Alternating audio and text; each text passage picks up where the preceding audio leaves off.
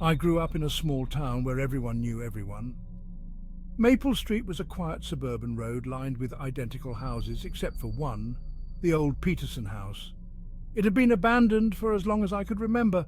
The peeling paint and broken windows gave it a haunted look, and it was a favourite spot for local legends and ghost stories. One summer night, my friends and I decided to explore the house. It was a dare, really. One of those things kids do to prove their bravery. Armed with flashlights and a sense of invincibility, we climbed through a broken window and into the dark, musty interior. The air inside was thick with dust and the smell of decay. Every step we took echoed through the empty halls. As we ventured deeper, we found old furniture covered in white sheets, like the house had been abandoned in a hurry. My friend Jake found a staircase leading to the basement, and against our better judgment, we followed him down. The basement was even darker and colder. Our flashlights flickered, casting eerie shadows on the walls. In the corner, we found an old trunk. Curiosity got the better of us, and we pried it open. Inside were old photographs, letters, and what looked like a diary. As we sifted through the items, a sense of dread washed over me. The diary belonged to a girl named Emily Peterson. Her last entries were filled with fear and desperation. She wrote about strange noises in the house, shadows moving in the corners of her eyes, and an overwhelming sense of being watched.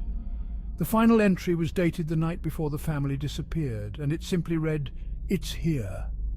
We were too engrossed in the diary to notice the temperature drop suddenly. The basement door slammed shut, and our flashlights went out. Panic set in as we fumbled to turn them back on. When the lights flickered back to life, we saw something that made our blood run cold. In the corner where the trunk had been, stood a figure. It was a girl, no older than us, with long matted hair and hollow eyes. Her mouth moved, but no sound came out. She pointed towards the diary, and then to the far wall. As our flashlights followed her gesture, we saw a door we hadn't noticed before. Terrified but unable to resist, we opened the door. Inside was a small room with chains on the walls and remnants of old dried blood on the floor. Realization hit us like a punch to the gut. This was where Emily had been kept. The figure of the girl disappeared, but the sense of fear remained. We ran out of the house, not daring to look back. That night changed us. The Peterson house was eventually demolished, but the memories of what we found there still haunt me. Sometimes, late at night, I think I hear Emily's voice whispering, "It's here."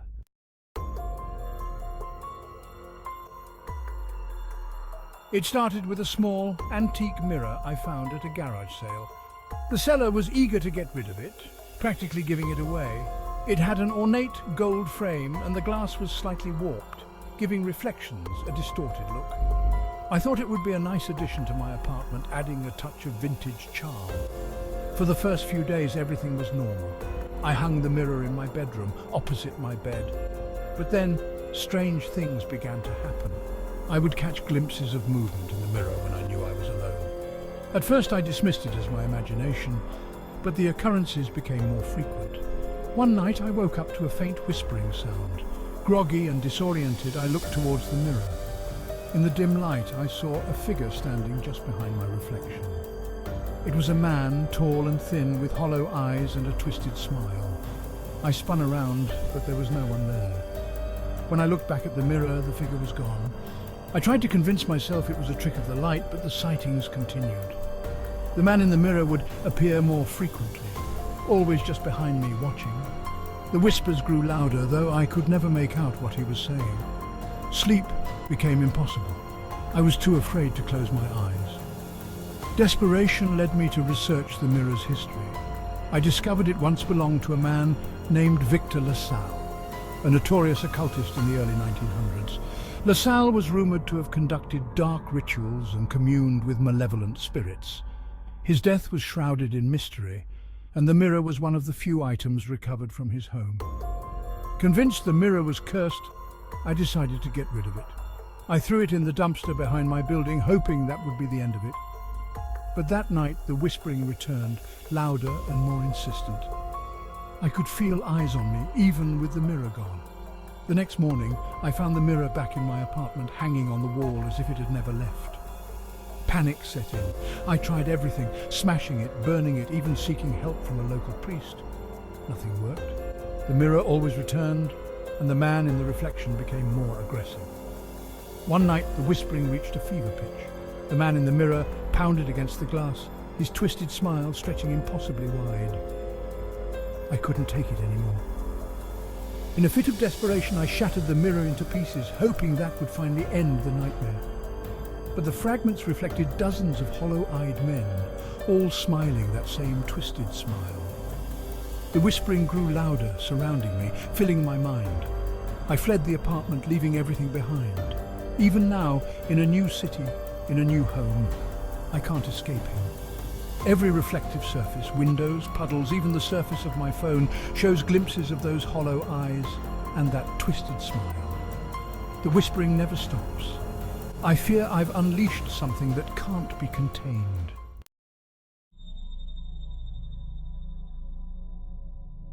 My family owns a cabin deep in the woods, far from the noise and chaos of city life.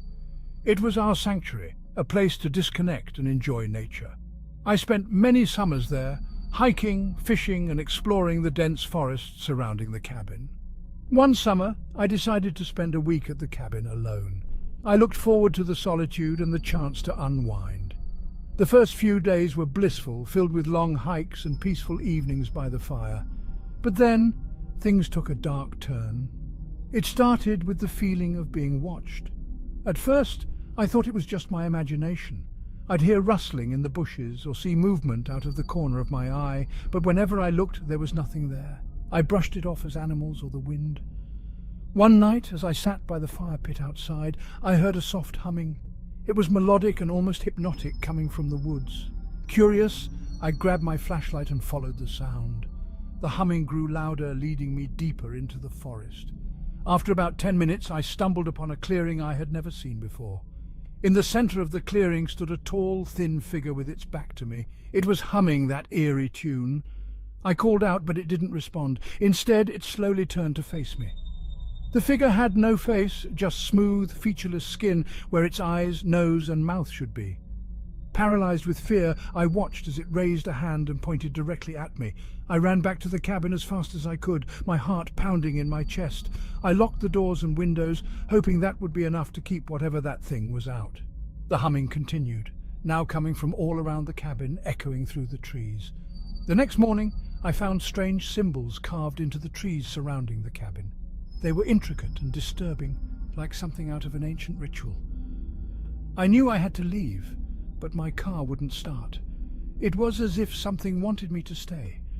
For 3 days, I was trapped.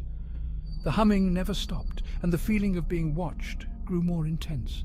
I barely slept, too afraid of what might happen if I closed my eyes. On the 4th day, I decided to hike to the nearest town for help, a journey that would take most of the day. As I packed my things, I heard a knock on the door. Hoping it was a ranger or another hiker, I opened it cautiously. There was no one there. Instead, I found a small wooden box on the doorstep. Inside was a piece of parchment with the same symbols I had seen on the trees, and a single word written in a language I didn't understand. Panicked, I grabbed my backpack and left the cabin, not stopping until I reached the safety of the town. I told my story to the locals, but no one believed me. They said the woods were haunted by spirits, but no one had ever seen them. I haven't been back to the cabin since. The thought of those faceless figures and their haunting melody still fills me with dread. Sometimes when I'm alone in my apartment, I hear that same humming, faint but unmistakable. I fear that whatever was watching me in the woods has followed me home.